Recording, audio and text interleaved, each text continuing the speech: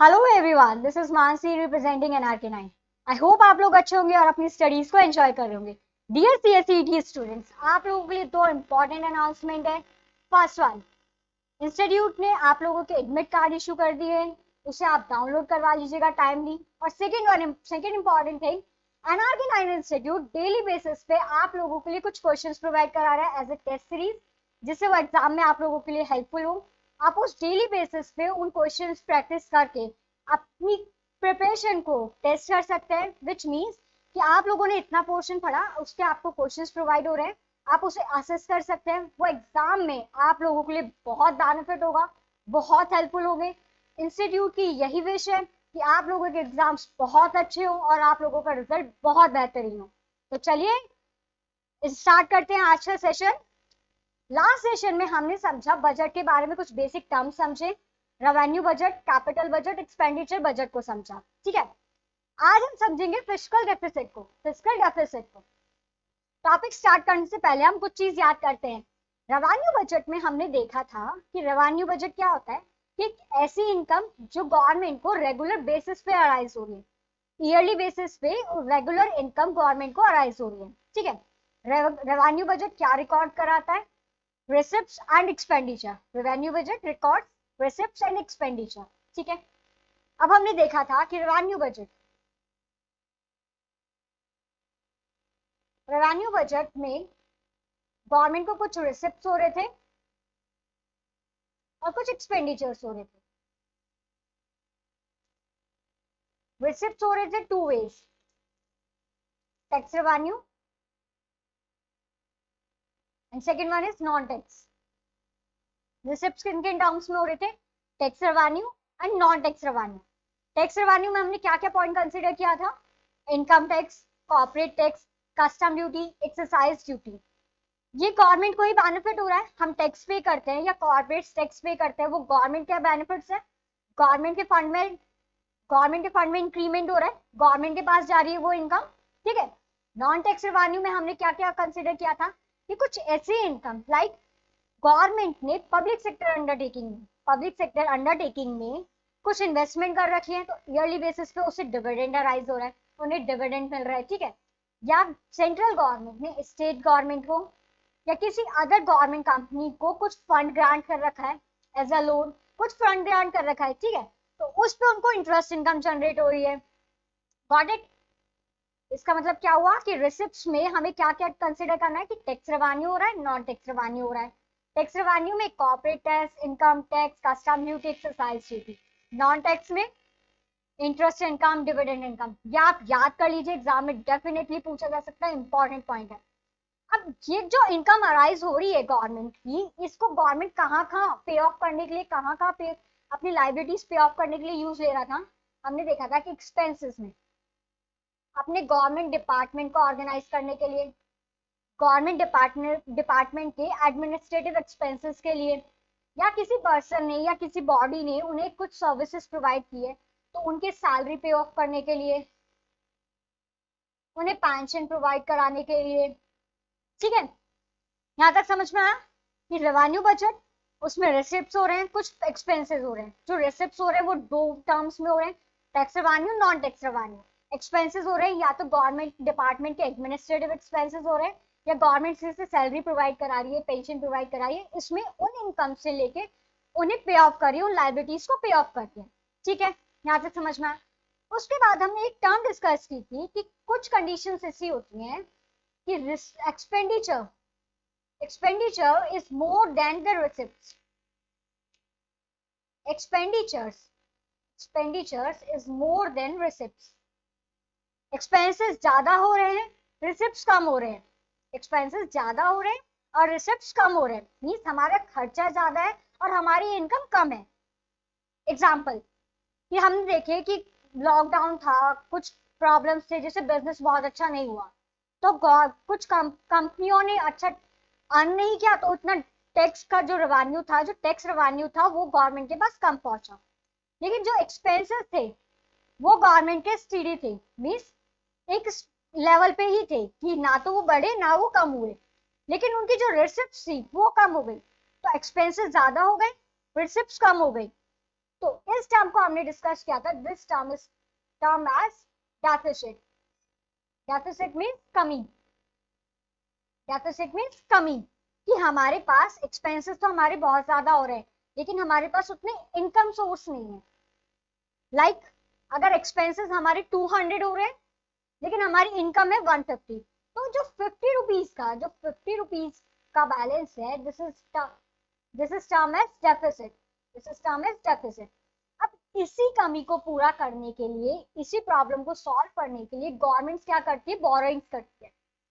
Government क्या करती है, बोरोइंग्स करती है, बोरिंग्स करती है। लाइक कि अगर आरबीआई से लोन ले लिया, किसी बैंक से लोन ले लिया गवर्नमेंट ने, या पब्लिक को ट्रेजरी बिल्स, बॉन्ड्स इश्यू करके पब्लिक से फंड रेज कर लिया, तो गवर्नमेंट ने इस प्रॉब्लम को सॉल्व करने के लिए क्या की, बोरिंग्स।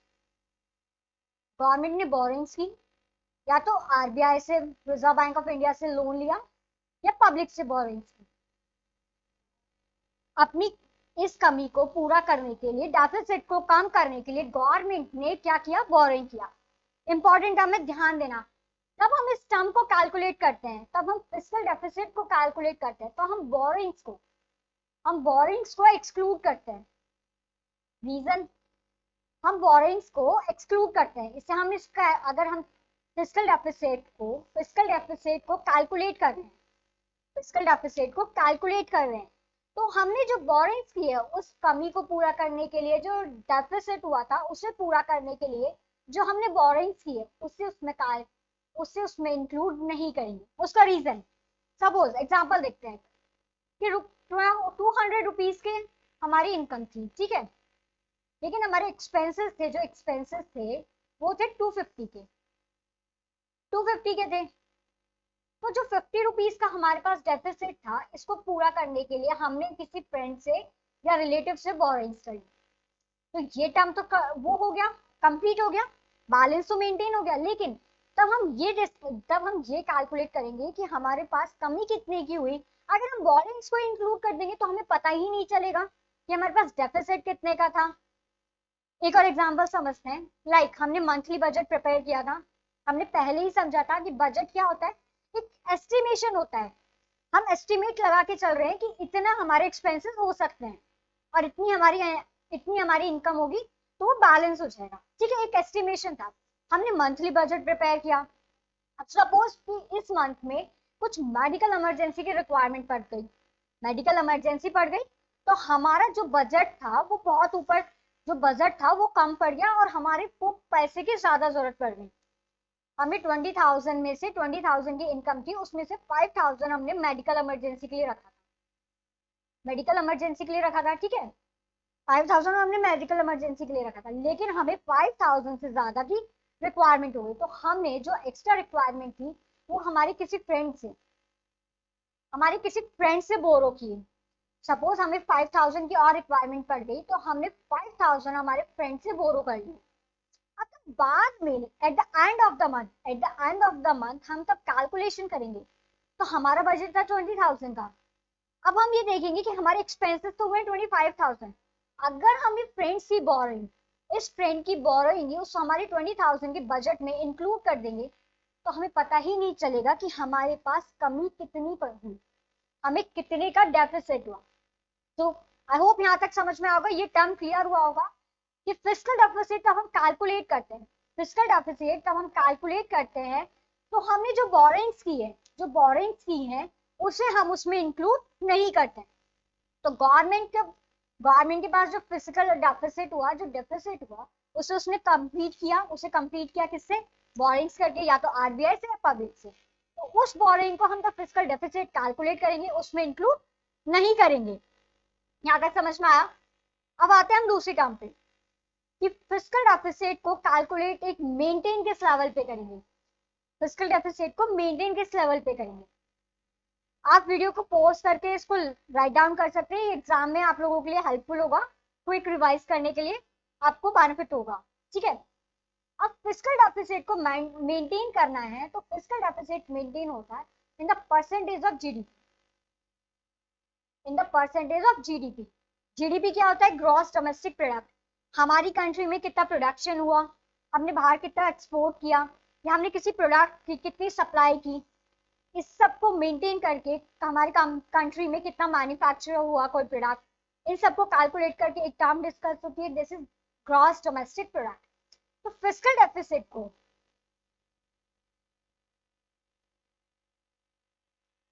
डेफिसिट को मेंटेन करना पड़ता है in the percentage of GDP, this is 3%, at least 3%, at least means कि इतना परसेंट तक हमको जीडीपी का फिस्कल डेफिसिट होता है।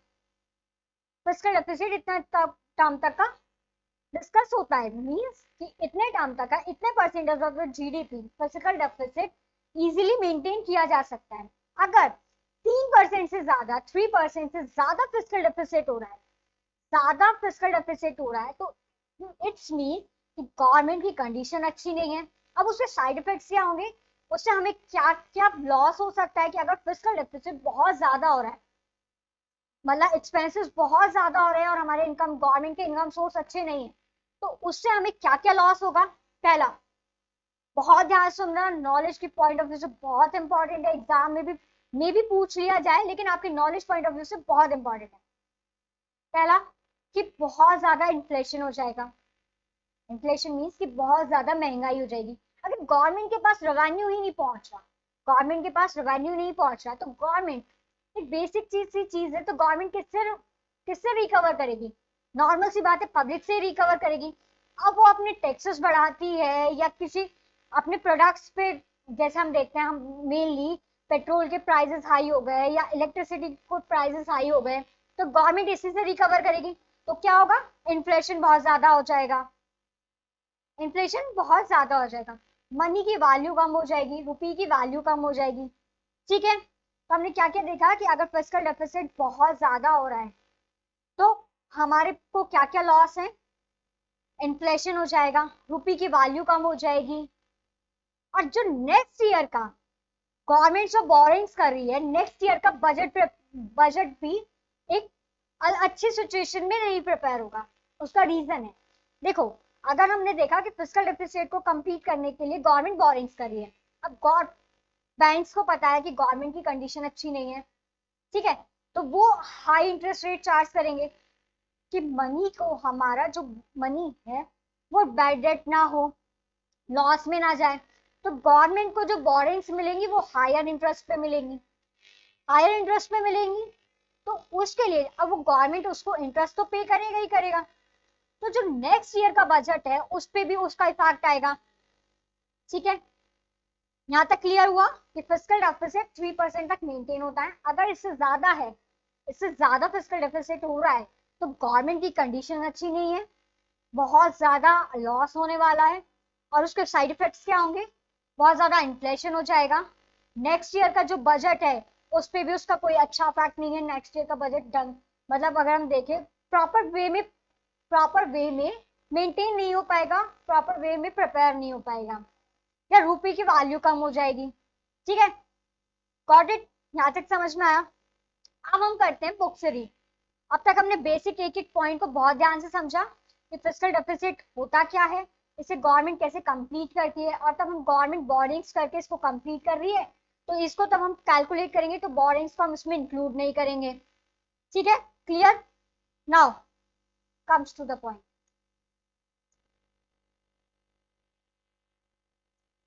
अब हमें रीड करने में बिल्कुल भी प्रॉब्लम नहीं आएगी, हमने ऑलरेडी सारी चीजें डिस्कस कर लिया। ठीक है, चलिए। A fiscal deficit is a shortfall in a government's income compared with its spending. Means shortfall हो रहा है, expenses और income के बीच में एक shortfall हो रहा है, वो क्या क्या है? Fiscal deficit. The government that has a fiscal deficit is spending beyond its means. A fiscal deficit is calculated as a percentage of gross domestic product. As a percentage of gross domestic product, or simply as total dollars spent in excess of income. Fiscal deficit कैसे calculate हो रहा है? In the percentage of GDP, और जो हमने expenses किए हैं over the income, income से ज्यादा जो हमने एक्सपेंसेस किए हैं उन टर्म्स में वो कैलकुलेट हो रहा है। In either cases the income figures includes only taxes and other revenues and excludes money borrowed to make up the shortfall. ठीक है, ये हमने डिस्कस किया कि हमने जो बोरेंस शॉर्टफॉल को कंप्लीट करने के लिए जो बोरेंस किए उसे हम उसमें कैलकुलेट नहीं करेंगे. In other words, fiscal deficit is the difference between the total income of the government and its total expenditure. A fiscal deficit situations occur when the government's expenditure exceeds its income.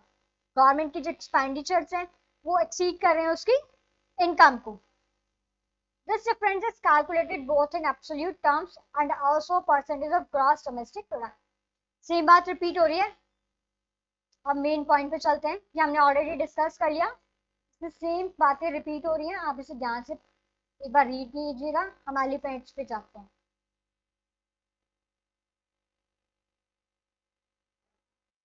Elements discuss करते हैं.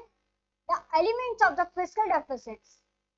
The revenue deficit which is the difference between the government's current और revenue expenditure. Current and revenue expenditure and total receipts. That is exclude borrowings.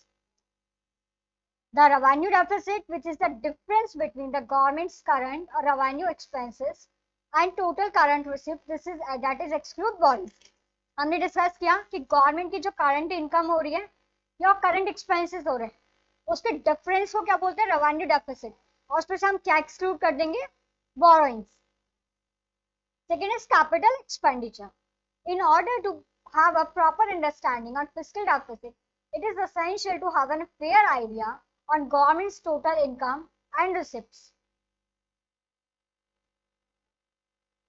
In order to have a proper understanding of fiscal deficit, it is essential to have a fair idea on government's total income and government total receipts. Fiscal deficit को एक properly manage करने के लिए हमें पहले ये पता होना चाहिए कि गवर्नमेंट को एक फेयर आइडिया होना चाहिए कि इतनी इनकम हमें जनरेट होने वाली है और इतने ही हम एक्सपेंसेस फर्दर करने वाले हैं. एक प्रॉपर आइडिया होना चाहिए जिससे हम बाद में फिस्कल डेफिसिट को इजीली कैलकुलेट कर सकें. Alright, now revenue receipts.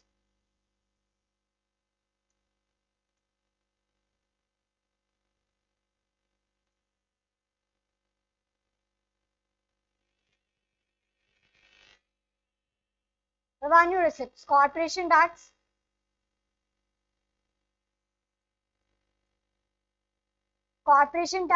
income tax, custom duty, union excise duty, non-tax revenue, interest incomes. Government ने स्टेट गवर्नमेंट को कुछ फंड ग्रांट कर रखा, उस पर इंटरेस्ट इनकम जनरेट हो रही है. डिविडेंड एंड प्रॉफिट्स, किसी पब्लिक सेक्टर अंडरटेकिंग में इन्वेस्टमेंट कर रखी है या सिक्योर्ड इंस्ट्रूमेंट में इन्वेस्टमेंट कर रखी है तो उससे इंटरेस्ट इनकम जनरेट हो रही है, डिविडेंड इनकम जनरेट हो रही है. एक्सटर्नल ग्रांट्स क्या होते हैं कि कभी क्या होता है, फॉरेन गवर्नमेंट ने कुछ ग्रांट्स प्रोवाइड किए हैं, जैसे गवर्नमेंट भी कुछ कॉर्पोरेट बॉडीज को ग्रांट प्रोवाइड कराती है. तो क्या हुआ कि फॉरेन गवर्नमेंट ने या फॉरेन बॉडीज ने किसी और वे में किसी को स्टेट गवर्नमेंट को कुछ ग्रांट्स प्रोवाइड हुए. Got it. Other non tax revenues and receipt of union territories. Expenditure of the government, revenue expenditure, ये हम ऑलरेडी डिस्कस कर चुके हैं.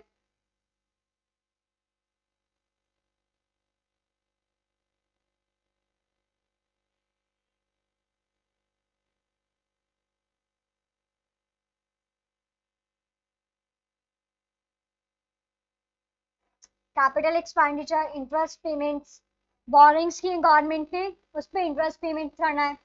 Grants and aid for creation of capital. हमने टर्म डिस्कस की थी लास्ट सेशन में. कैपिटल बजट होता है वो क्रिएशन करता है एसेट्स की और रिड्यूस करता है लायबिलिटीज को. ठीक है, अब एक्सपेंसेस कहाँ हो रहे हैं कि हमने कोई एसेट क्रिएट करी है, हम कोई एसेट हम मींस गवर्नमेंट कोई एसेट क्रिएट करी है उसके लिए पेमेंट्स कर रही है. grants in aid for creation of capital assets. All right.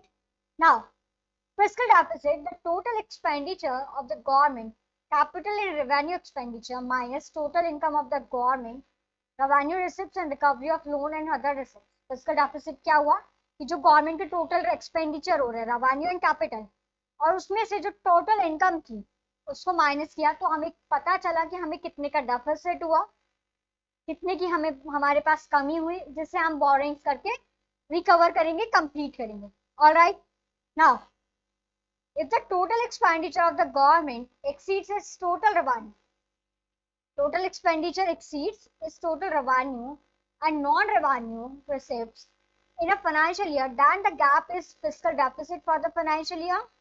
The fiscal deficit is usually mentioned as a percentage of GDP.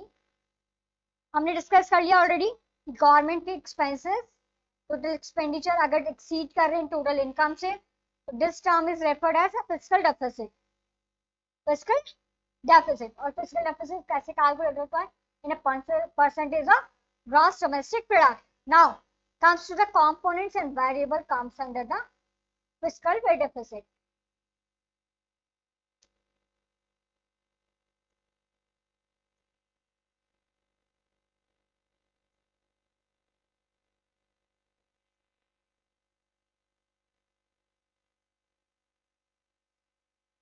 इस चार्ट को हम एक एग्जांपल के थ्रू समझते हैं. ठीक है, सपोज गवर्नमेंट ने एक बजट प्रिपेयर किया. गवर्नमेंट ने एक बजट प्रिपेयर किया फॉर ईयर 2021 चलिए एक बजट प्रिपेयर किया 500 करोड़ का. 500 करोड़ का एक बजट प्रिपेयर किया गवर्नमेंट. ठीक है, अब उन्होंने बजट प्रिपेयर किया. बजट में हमने ऑलरेडी डिस्कस किया है, इट्स एस्टिमेशन. एक एस्टिमेशन है कि इतने एक्सपेंसेस होने वाले और इतनी इनकम हमें जनरेट होने वाली. अब इतना एक्सपेंसेस करने का गवर्नमेंट ने एक बजट प्रिपेयर किया. अब at the end of the year government को पता चलता है कि उनकी इनकम हुई है 450 crore. 450 crore.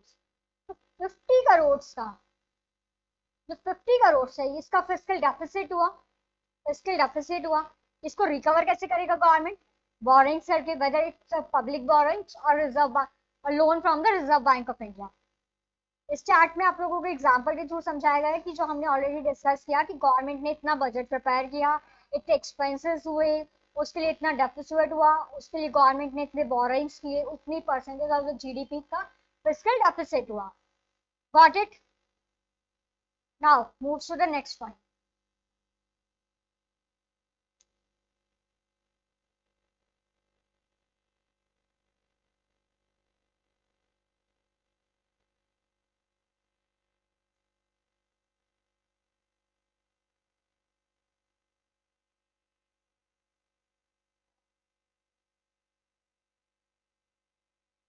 It is to be noted that fiscal deficit could be financed by borrowing. Fiscal deficit could be financed by borrowing from the Reserve Bank of India, which is also known as deficit financing, money creation, and market borrowing. ये important point है, exam में पूछा जा सकता है कि fiscal deficit को हम क्या क्या बोल सकते हैं. फिस्कल डेफिसिट को जो फाइनेंसिंग हुई है, फिस्कल डेफिसिट को जो फाइनेंसिंग हुई है उसे हम क्या बोलते हैं? Deficit financing. First one is deficit financing, second one is money creation and third one is market boring.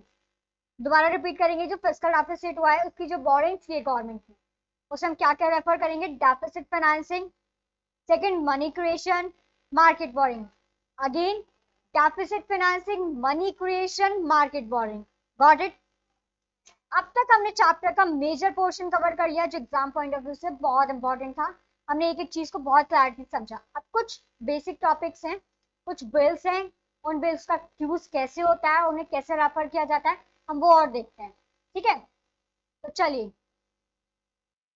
ये कुछ स्टेटमेंट्स हैं, कुछ फंड के नेम है जिसे हम देख लेते हैं. एग्जाम में भी पूछ ले. ठीक है, बहुत इंपॉर्टेंट नहीं है पर फिर भी हम कोई स्कोप नहीं छोड़ेंगे कि एग्जाम में कुछ पूछे और हमें ना आता हो, तो हम इसे एक एक चीज को भी देख लेते हैं. कुछ ज्यादा इससे टफ नहीं है. Now annual financial statement. Annual financial statement. Annual financial statement क्या होता है? एक डॉक्यूमेंट होता है, व्हाइट पेजेस डॉक्यूमेंट होता है, 10 पेजेस में प्रिपेयर होता है. एक व्हाइट पेज डॉक्यूमेंट होता है, 10 पेजेस में ये प्रिपेयर होता है. इसका मेन ऑब्जेक्टिव क्या है कि at the end of the year annual financial mean इस ईयर में हमने कितने रिसिप्ट्स किए, कितने एक्सपेंसेस किए, उन सब का डिफाइन, उन सब का एक एक चीज का प्रॉपर मैनेजमेंट, उसे कहाँ यूज आया, उस चीज को एक एक पॉइंट को अच्छे से डिफाइन करके एक फाइनेंशियल स्टेटमेंट प्रिपेयर किया जाता है कि इतने रिसिप्ट्स हुए, इतने एक्सपेंसेस हुए। एनुअल फाइनेंशियल स्टेटमेंट क्या होता है? This is a white page document, 10 pages document होता है। उसे in the parliament at the end of the year in the parliament present किया जाता है। वो पूरे ईयर के एक्सपेंसेस और रिसिप्ट्स को प्रेजेंट करता है। आर्टिकल 112 इंपॉर्टेंट है, उसे याद रख लेना, क्वेश्चन में भी पूछा जा सकता है, कुछ कोई पॉसिबिलिटी है कि पूछा जा सकता है, ठीक है। of the constitution requires government to present article 112 of the constitution of India requires the government to present a parliament a statement of estimated receipts and expenditure on every financial year April 1st financial year 1st April to 31 March. This statement is annual financial statement. This is a white 10-page document. This divided into 3 parts. ये point भी consider कर सकते हैं, exam में पूछ सकते हैं। First consolidated fund, contingency fund and public account. अब annual financial statement cover under the article 112, ठीक है। गवर्नमेंट को पार्लियामेंट में रिप्रेजेंट करना होता है, वाइट 10 पेजेस डॉक्यूमेंट होता है, 3 पार्ट्स में डिवाइड होता है, contingency part, contingency fund, consolidated fund and public account. Consolidated fund, second one is consolidated fund. This is the most important of all government funds. All revenue raised by the government, money borrowed and received from the loans given by the government flow into the consolidated fund of India.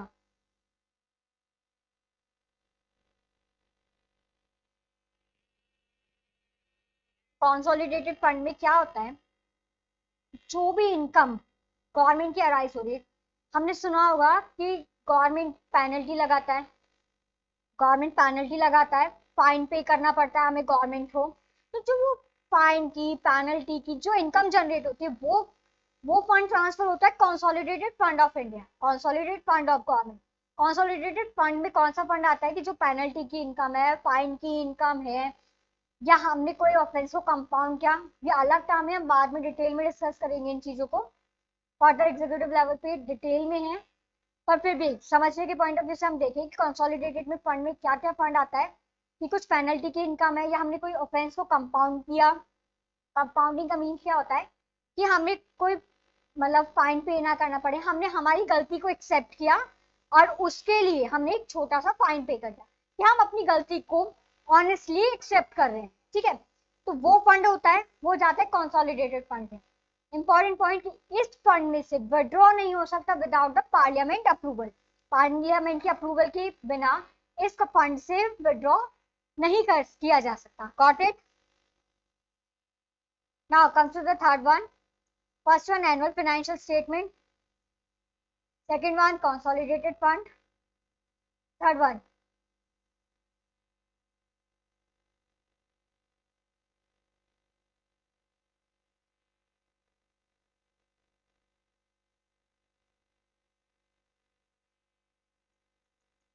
Demand for grants.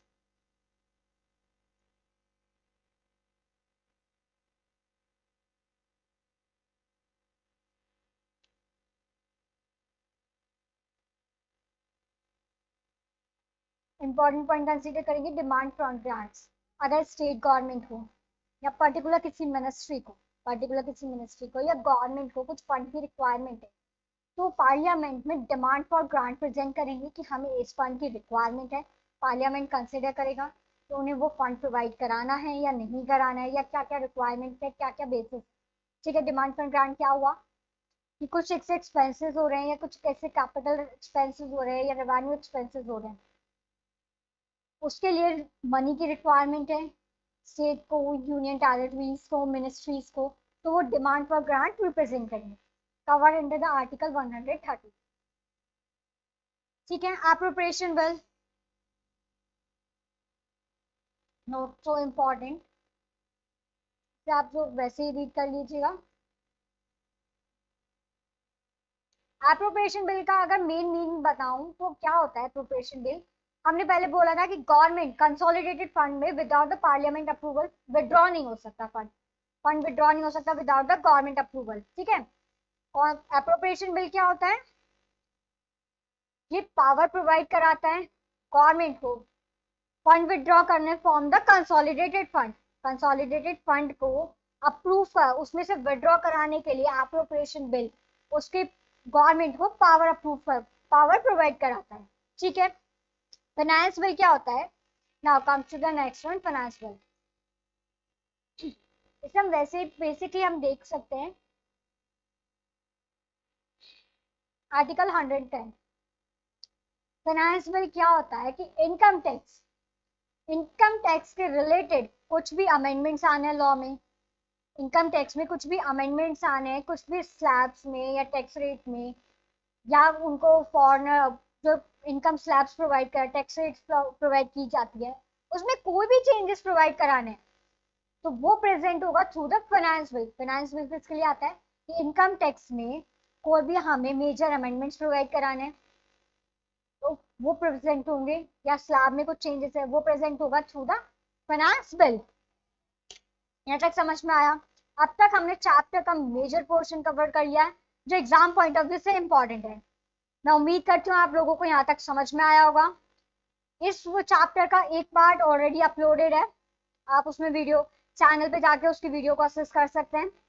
Video को दोबारा से अगर कोई problem हो आप video को दोबारा से देख लीजिएगा, या फिर भी अगर कोई प्रॉब्लम रह जाती है तो आप कमेंट सेक्शन में अपनी क्वेरी को पुट कर सकते हैं, मैं उसे डेफिनेटली सॉल्व करूंगी।